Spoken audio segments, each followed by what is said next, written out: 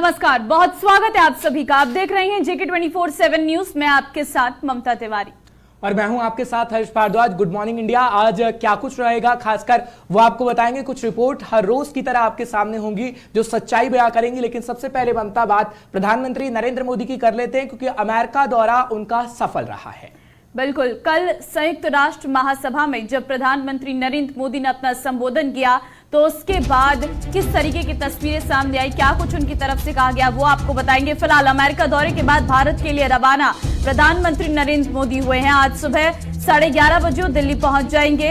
अपने साथ ला रहे हैं तोहफे में मिली कई कलाकृतियां। भारत लौटकर आज मन की बात करेंगे प्रधानमंत्री नरेंद्र मोदी। तो आज पीएम मोदी अमेरिका दौरे पर गए हुए थे, लेकिन आज उनकी रवानगी, आज पहुंच जाएंगे। आज 11:30 बजे दिल्ली के एयरपोर्ट पर पहुंचेंगे प्रधानमंत्री नरेंद्र मोदी। और उसके बाद क्या कुछ वहां रहा वो अपनी मन की बात कार्यक्रम के जरिए पीएम मोदी बताएंगे। बिल्कुल, हालांकि पूरी तैयारी कर ली गई है बीजेपी के कार्यकर्ताओं की तरफ से कि भव्य स्वागत एयरपोर्ट पर किया जाएगा। ये दरअसल कार्यक्रम रखा गया है क्योंकि अपनी सफल यात्रा तय करके प्रधानमंत्री नरेंद्र मोदी अब भारत आ रहे हैं। और जो कलाकृतियां आप देख रहे हैं वो साथ ला रहे हैं, तोहफे में मिला है अमेरिका से। हालांकि ऑस्ट्रेलिया और जापान की तरफ से भी फिलहाल प्रधानमंत्री नरेंद्र मोदी ने यूएन में भी भाषण दिया है। ममता, उसके बारे में भी जिक्र करिएगा। बिल्कुल, प्रधानमंत्री नरेंद्र मोदी ने संयुक्त राष्ट्र महासभा को संबोधित किया। अपने संबोधन में पीएम मोदी ने लोकतंत्र की ताकत का जिक्र किया, तो साथ ही अफगानिस्तान की महिलाएं, बच्चे और अल्पसंख्यकों की भी चर्चा की है। संयुक्त राष्ट्र की मंच से पीएम मोदी ने क्या कहा, सुनिए। की पहली डीएनए वैक्सीन विकसित कर ली है, जिसे 12 साल की आयु से ज्यादा के सभी लोगों को लगाया जा सकता है। एक और mRNA वैक्सीन अपने डेवलपमेंट के आखिरी चरण में है। भारत के वैज्ञानिक कोरोना की एक नेजल वैक्सीन के निर्माण में भी जुटे हैं। मानवता के प्रति अपने दायित्व को समझते हुए भारत ने एक बार फिर दुनिया के जरूरतमंदों को वैक्सीन देनी शुरू कर दी है। आज भारत बहुत तेजी के साथ 450 गीगावाट रिन्यूएबल एनर्जी के लक्ष्य की तरफ बढ़ रहा है। हम भारत को दुनिया का सबसे बड़ा ग्रीन हाइड्रोजन हब बनाने के अभियान में भी जुट गए हैं। अध्यक्ष महोदय, हमें अपनी आने वाली पीढ़ियों को जवाब देना है कि जब फैसले लेने का समय था, तब जिन पर विश्व को दिशा देने का दायित्व था कि अफगानिस्तान की धरती का इस्तेमाल आतंकवाद फैलाने और आतंकी हमलों के लिए न हो, हमें इस बात के लिए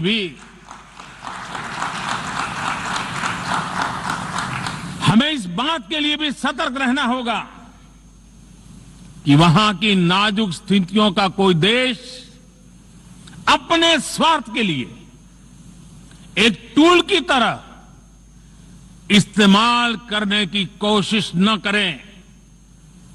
इस समय अफगानिस्तान की जनता को, वहां की महिलाओं और बच्चों को, वहां की माइनॉरिटीज को मदद की जरूरत है। और इसमें हमें अपना दायित्व निभाना ही होगा। जो देश आतंकवाद का पॉलिटिकल टूल के रूप में इस्तेमाल कर रहे हैं, उन्हें ये समझना होगा कि आतंकवाद उनके लिए भी उतना ही बड़ा खतरा है। ये सुनिश्चित किया जाना बहुत जरूरी है। यूएन पर आज कई तरह के सवाल खड़े हो रहे हैं। इन सवाल को हमने क्लाइमेट क्राइसिस में देखा है, कोविड के दौरान देखा है, दुनिया के कई हिस्सों में चल रही प्रॉक्सी वॉर, आतंकवाद और अभी अफगानिस्तान के संकट ने इन सवालों को और गहरा। तो आपने सुना प्रधानमंत्री नरेंद्र मोदी ने क्या कुछ कहा, लेकिन प्रणय शर्मा ज्यादा जानकारी के साथ हमारे साथ जुड़ रहे हैं, हमारे सीनियर साथी है, साथ ही साथ संजीव श्रीवास्तव साहब जुड़ रहे हैं, विदेश मामलों के जानकार हैं फोन लाइन पर। प्रणय, सबसे पहले मैं आपके पास आ रहा हूं, क्योंकि अगर बात करें प्रधानमंत्री नरेंद्र मोदी की तो तकरीबन 11:30 बजे का वक्त बताया जाता है कि वो एयरपोर्ट पर होंगे। किस तरीके की तैयारी की गई है, क्योंकि कार्यकर्ताओं की तरफ से भव्य स्वागत की जानकारी उस वक्त मिल रही है? प्रणय, बिल्कुल, देखिए बाकायदा बीजेपी के कार्यकर्ता बड़ी संख्या में एयरपोर्ट पर पहुंच चुके हैं और 11:30 का वक्त बताया जा रहा है जब प्रधानमंत्री नरेंद्र मोदी भारत पहुंच जाएंगे। तो उनके भव्य स्वागत की जो तैयारियां हैं वो बीजेपी कार्यकर्ताओं और नेताओं के द्वारा एयरपोर्ट पर ही की गई हैं। साथ ही में ये जो दौरा है वो बहुत ही ज्यादा महत्वपूर्ण कूटनीतिक दृष्टि से भी रहा है। और एक और अहम बात ये भी है कि करीब 150 से ज्यादा प्राचीन और दुर्लभ जो मूर्तियां हैं, जो कलाकृतियां हैं, वो बतौर तोहफे के रूप में जो बाइडेन के द्वारा दी गई हैं, जो कि प्रधानमंत्री नरेंद्र मोदी भारत लेकर आ रहे हैं। ये बहुत महत्वपूर्ण है हर्ष, क्योंकि ये वो कलाकृतियां हैं जो अवैध तौर पर स्मगल की गई थी और उन्हें अमेरिकी सरकार ने जब्त किया था और उन्हें भारत को सौंप दिया है। तो ये दौरा यूं तो कई मायनों में बहुत महत्वपूर्ण है, क्योंकि क्वाड की बैठक में भी प्रधानमंत्री ने हिस्सा लिया। अभी हमने सुना कि यूएन में प्रधानमंत्री ने क्या कुछ कहा, बिना नाम लिए चीन और पाकिस्तान की नापाक हरकतों का भी जिक्र कर दिया गया और जो बाइडेन से मुलाकात, जो कि विश्व के सबसे शक्तिशाली देश को इस वक्त चला रहे हैं। तो ऐसे में कई चीजें जो थी उन पर नजरें बनी हुई थी पूरे विश्व की, और भारत उसमें काफी बखूबी तरीके से कूटनीतिक दृष्टि से अपनी चीजों को सामने रखता हुआ। हमारे साथ फोन लाइन पे संजीव श्रीवास्तव भी जुड़े हुए हैं। संजीव जी, आपका बहुत स्वागत है। सर, अगर कल की बात करूं तो किस तरीके से आप कल के उस कड़े शब्दों को देखते हैं जो प्रधानमंत्री नरेंद्र मोदी की तरफ से यूएन में संबोधन के दौरान लिए गए? जी धन्यवाद। बिल्कुल, भारत के प्रधानमंत्री श्री नरेंद्र मोदी ने कल जो यूएनजीए के मंच से जो संबोधन दिया है वो एक विश्व नेता के तौर पे दिया है। और उन्होंने जिस तरीके से आतंकवाद के मुद्दे को उठाया और ये कहा कि अफगानिस्तान की जमीन का इस्तेमाल आतंकवाद के लिए नहीं होना चाहिए, इसके ऊपर उन्होंने कड़ी चेतावनी दी। तो ये अपने आप में एक बेहद महत्वपूर्ण हो जाता है कि ये जो भारत है, जो कि आतंकवाद के मुद्दे पर पूरे विश्व में नेतृत्व कर रहा है और स्वयं जो आतंकवाद के प्रति जीरो टॉलरेंस की पॉलिसी पे चलता है, उसने आतंकवाद के मुद्दे पर इतने स्पष्ट तरीके से अपने विचार को रखे हैं। तो जाहिर है कि ये भारत के संकल्प को दिखाता है और भारत के नेतृत्व को भी दिखाता है। साथ ही साथ उन्होंने जिस तरीके से ये कहा कि अफगानिस्तान का इस्तेमाल कुछ राष्ट्र एक पॉलिटिकल टूल के रूप में करने की साजिशें रख सकते हैं, कोशिशें कर सकते हैं, उनका इशारा स्पष्ट रूप से पाकिस्तान और चाइना की तरफ था। और पाकिस्तान को भी उन्होंने बिना नाम लिए, हालांकि इन दोनों देशों का नाम नहीं लिया, लेकिन ये स्पष्ट रूप से कहा कि जो देश आतंकवाद को बढ़ावा देने की कोशिश कर रहे हैं वही देश आतंकवाद का शिकार हो सकते हैं और वो उनके लिए भी ये आतंकवाद घातक हो सकता है। तो ये जो पाकिस्तान ने जिस तरीके से तालिबान को काबुल की सत्ता पर फोर्सफुल टेक ओवर करने में हर तरह की मदद दी है, उसकी तरफ इशारा तो किया है। संजीव जी, कहीं ना कहीं भारत की तरफ से क्या पाकिस्तान को सीधे सीधे ये संदेश देने की कोशिश की जा रही है कि जिस तालिबान को आपने 20 सालों तक पाल के रखा था वही आपके लिए भस्मासुर बनने का काम करेगा? और ये देखा भी जा सकता है कुछ बाद के समय में, इसलिए सीधा सीधा संदेश था कि आतंकवाद हर देश के लिए खतरा है और वो पाकिस्तान के लिए भी चाहे। जी हर्ष जी, बिल्कुल।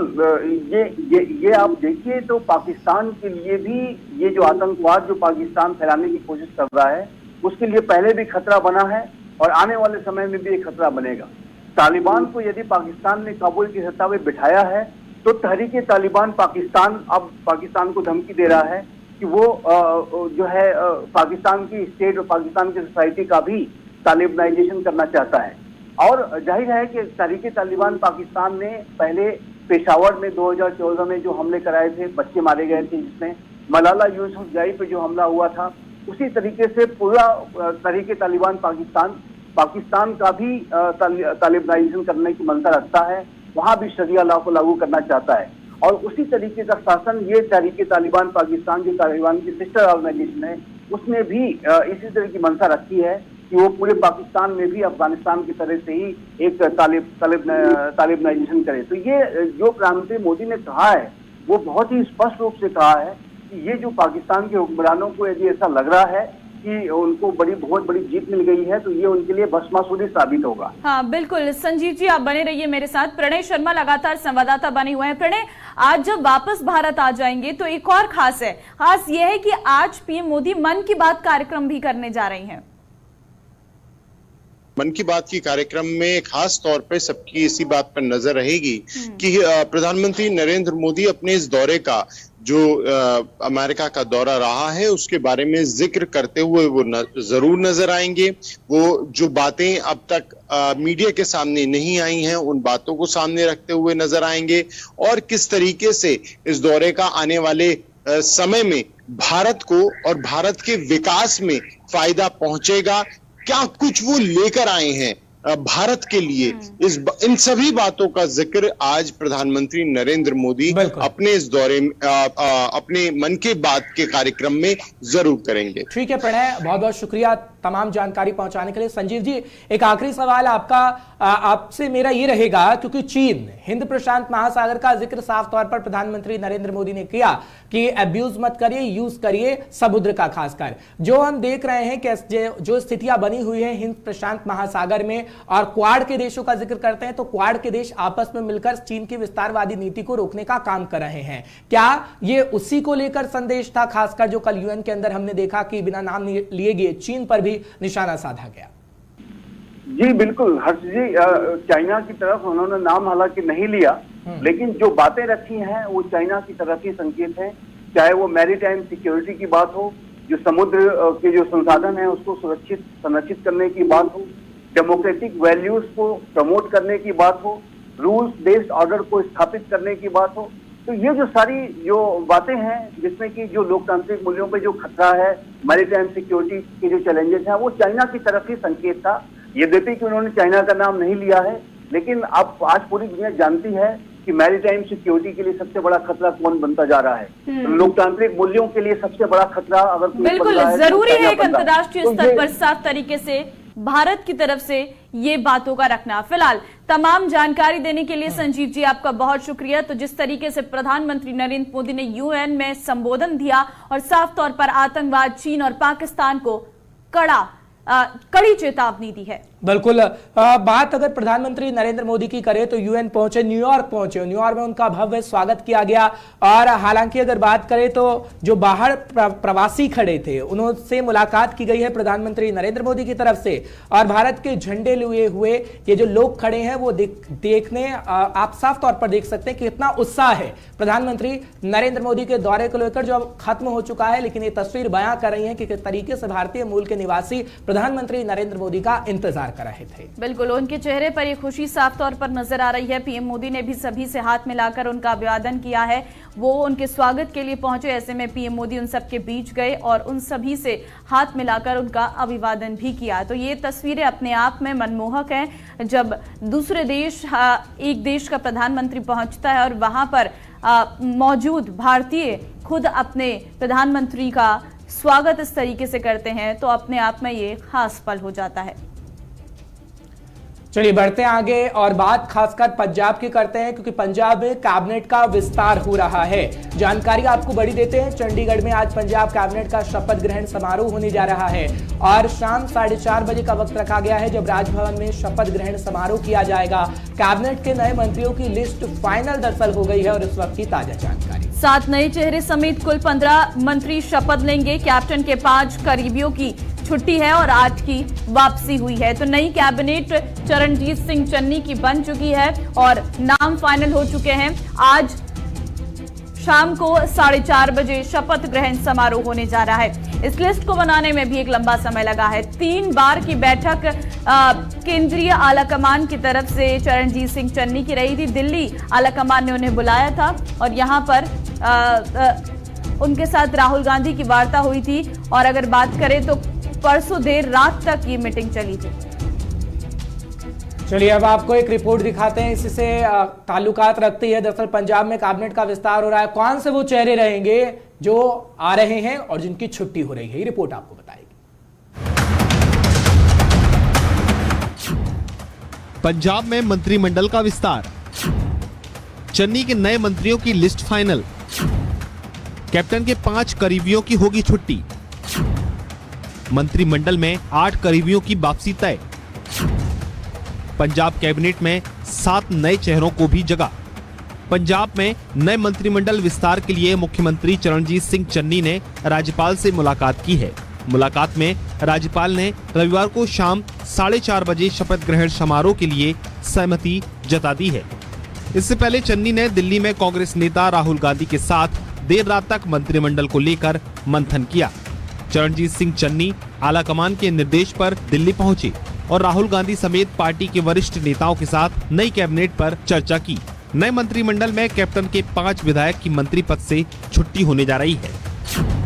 चन्नी मंत्रिमंडल की रेस में मनप्रीत बादल, विजय इंदर सिंघला, रजिया सुल्ताना, ब्रह्म मोहिंद्रा, अरुणा चौधरी, भारत भूषण आशु, तृप्त राजेंद्र बाजवा, सुख सरकारिया, राजकुमार बैरका, प्रगट सिंह, संगत गिलजिया, गुरकीरत कोटली, कुलजीत नागरा, राणा गुरजीत, राजा बरिंग लिस्ट में शामिल हैं।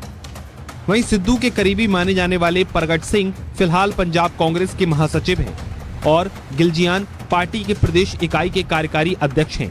बताया जा रहा है कि चन्नी और पार्टी के शीर्ष नेताओं के बीच पंजाब मंत्रिमंडल में मंत्रियों के नाम तय करने को लेकर चली चर्चा के बाद सामने आया है कि पिछली अमरिंदर सिंह सरकार के कुछ मंत्रियों की छुट्टी लगभग तय है। Bureau report, GQ24/7 news. तो फिलहाल नवदीप छाबड़ा का रुख कर लेते हैं। पंजाब से रीजनल हेड हैं, हमारे सीनियर साथी भी हैं। नवदीप, बहुत बहुत शुक्रिया गुड मॉर्निंग इंडिया प्रोग्राम में हमारे साथ जुड़ने के लिए। नवदीप, जो नए चेहरे खासतौर पर हम देखेंगे कितना कमाल कर पाएंगे, क्योंकि 2022 का समय नजदीक है और चेहरों में बदलाव किया जाना यानी पंजाब का विकास किया जाना है और बताना होगा लोगों को कि हाँ, जो नए चेहरे आए हैं वो कमाल कर पाएंगे। नवदीप, देखिए, बिल्कुल हर इसमें कोई दो राय नहीं है कि पंजाब के नए मुख्यमंत्री हैं, नई प्रशासनिक टीम है और उसके बाद अब नया मंत्रिमंडल भी पंजाब के अंदर जो है आज वो शपथ ग्रहण करने जा रहा है। इसमें हालांकि हम ये कह सकते हैं कि 11 से 12 जो पुराने मंत्री हैं वो इस मंत्रिमंडल के अंदर रहेंगे। कुछ मुख्यमंत्री भी हैं, 2 डिप्टी सीएम वो भी पहले कैबिनेट के अंदर थे और 10 पुराने चेहरे। कुल मिलाकर हम ये कह सकते हैं कि 13 लोगों की जो पुरानी टीम है इस पूरी कैबिनेट के अंदर काम करेगी और 7 जो नए चेहरे हैं वो शामिल किए जाएंगे। लेकिन इसी बीच यही है कि जो नवजोत सिंह सिद्धू के कुछ लोग करीबी थे या चरणजीत सिंह चन्नी के या फिर जिनको राहुल गांधी चाहते थे, उनको कहीं ना कहीं इस नई टीम के अंदर सेट किया जा रहा है। आज शाम 4:30 बजे गवर्नर हाउस के अंदर जो है शपथ ग्रहण समारोह होगा और उसके बाद जो है पोर्टफोलियो भी, क्योंकि संभावी है कि आज देर शाम को ही सभी मंत्रियों को पोर्टफोलियो उनके बांट दिए जाएंगे। मंगलवार, क्योंकि मुख्यमंत्री ने कल ही तय कर दिया था कि हर मंगलवार को पंजाब कैबिनेट की बैठक होगी, तो यही कारण है कि मंगलवार को अगर बैठक होनी है तो सोमवार से पहले पोर्टफोलियो देना बहुत ज्यादा जरूरी है, क्योंकि सोमवार को सभी मंत्री सचिवालय के अंदर अपना पदभार संभालेंगे और उसके बाद पोर्टफोलियो के साथ जो है पहली बड़ी बैठक होगी। और क्योंकि हर्ष, मैं आपको बताना चाहूंगा क्योंकि मुख्यमंत्री पहले तय कर चुके थे कि 2 अक्टूबर से पहले बहुत सारी ऐसी योजनाएं हैं जिनका रोड मैप पूरी तरीके से तैयार हो चुका है और उन पर इम्प्लीमेंट, उनको मोहर लगाना बहुत ज्यादा जरूरी है।